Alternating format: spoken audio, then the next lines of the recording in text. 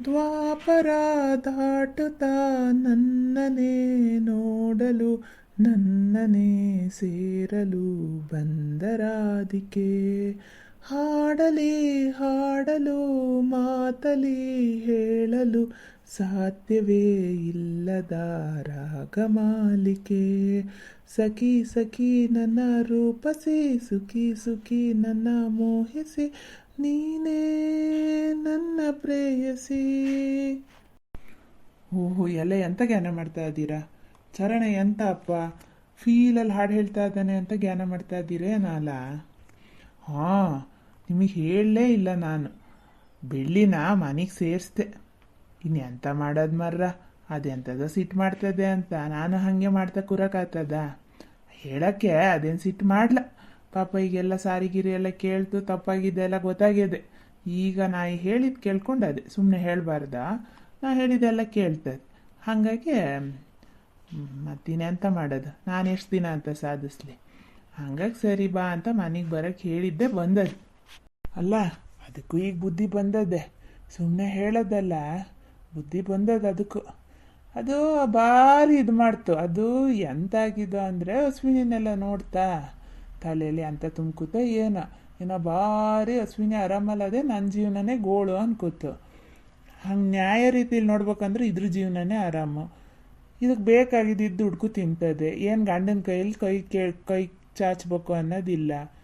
ಇಲ್ಲೇನು ಅತ್ತೆ ಮಾವನ ಕಾಟ ಅನ್ನೋದಿಲ್ಲ. ಆರಾಮಾಗಿರ್ಬೋದು. ಆದರೂ ಅದೊಂಥರ ಏನೋ ಹಂಗನ್ನಿಸ್ತು. ಆಮೇಲೆ ಇದ್ರ ಫ್ರೆಂಡ್ಸಾ, ಈಗ ಫ್ರೆಂಡ್ಸು ಅನ್ನೋ ಸುದ್ದಿ ಹೇಳಿದ್ರೆ ಸಾಕಪ್ಪ, ನನ್ನಷ್ಟುದ್ದಕ್ಕೂ ಜಗಳಕ್ಕೆ ಬರ್ತದೆ. ಅಷ್ಟೇ ಎಲ್ಲ ಸಾಕು ಬೇಕು ಮಾಡ್ಯಾರ ಎಲ್ಲರ. ಮಧ್ಯ ದಾರಿಲ ಎಲ್ಲ ಕೈ ಕೊಟ್ರ. ಅದು ಪಿ ಜಿಲ್ದು ಪಾಪ ಅಲ್ಲಿ ಮೊದಲು ಅದ್ರ ಫ್ರೆಂಡ್ ರೂಮಲ್ಲಿ ಇತ್ತ.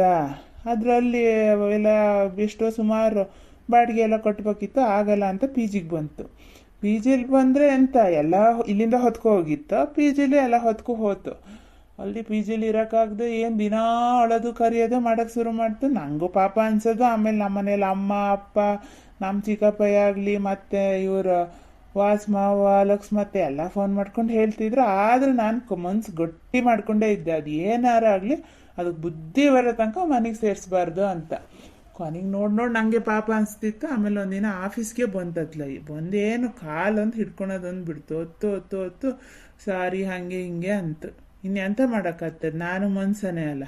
ನನಗೂ ಹೋಗ್ಲಿ ಬಿಡು ಅನಿಸ್ತು. ಸರಿ ಅಂತ ಬಾ ಅಂತ ಅಂದೆ. ಈಗ ಭಾರಿ ಮೆದುವಾಗ್ಯದೆ. ಭಾರಿ ಅಂದರೆ ಏನು ಎದುರುತ್ರ ಕೊಡೋದು ಅವೆಲ್ಲ ಏನಿಲ್ಲ. ಆವಾಗೆಲ್ಲ ಒಂಥರ ನನ್ನಷ್ಟುದ್ದಕ್ಕೂ ಜಗಳಕ್ಕೆ ಬರ್ತಿತ್ತು. ಈಗ ಹಾಗೆಲ್ಲ ಏನಿಲ್ಲ. ಒಟ್ನಲ್ಲಿ ಹಿಂಗೆ ಇದ್ರೆ ಸಾಕು ಮರ್ರ. ಚರಣ ಚರಣ, ಎಂತದೆ ಬೆಳ್ಳಿ? ನಾನಿಲ್ಲಿ ಹಾಲಲ್ಲಿ ಕೂತೀನಿ. ಇಲ್ಲದಿಯಾ? ಇನ್ನೆಂತ ಮಾಡ್ತಾ ಕೂತೀಯ ಒಬ್ನೇ? ಅಲ್ಲ, ಸುಮ್ಮನೆ ಅಂತದ ಜ್ಞಾನ ಮಾಡ್ತಿದ್ದೆ. ಅಲ್ಲೇ ನೀ ಕರ್ದಿದೆ ಅಂತಕ್ಕೀಗ? ಕರ್ದಿದೆ ಅಂತಕ್ಕಂದ್ರೆ ನಮ್ಮ ಸರ್ಸು ಚಿಕ್ಕಿ ಹತ್ರ ಫೋನಲ್ಲಿ ಮಾತಾಡ್ತಿದ್ನಲ್ಲ, ಸುಮಾರು ದಿನ ಆಗಿತ್ತಾ. ಸರ್ಸು ಚಿಕ್ಕಿ ಒಂದು ವಿಷಯ ಹೇಳ್ತು, ಕೇಳಿ ತಲೆ ಎಲ್ಲ ಕೆಟ್ಟ ಹೋತು ಮಾರೆಯ ನನಗೆ. ಓ, ಸರ್ಸು ಚಿಕ್ಕಿಗೆ ಫೋನ್ ಮಾಡಿದ್ಯಾ? ಎಷ್ಟು ದಿನ ಆದಮೇಲೆ ಮರೆಯತಿಯವ್ರ ಹತ್ರ ಮಾತಾಡೋದು? ಎಂತ ಅಂದರು? ಅವಾಗೆಲ್ಲ ಅವ್ರು ಫೋನ್ ಮಾಡಿದ್ರು ಅಷ್ಟು ಇಗ್ನೋರ್ ಮಾಡಿ ಅವ್ರನ್ನೆಲ್ಲ ಅಷ್ಟು ಅವಾಯ್ಡ್ ಮಾಡ್ತಿದ್ದೆ. ಈಗ ಎತ್ತಿದ್ರ ಅವ್ರು ನಿನ್ನ ಫೋನ್ನ? ಎಂತ ಅಂದರು? ಸಮ ಮಾತಾಡಿದ್ರಾ?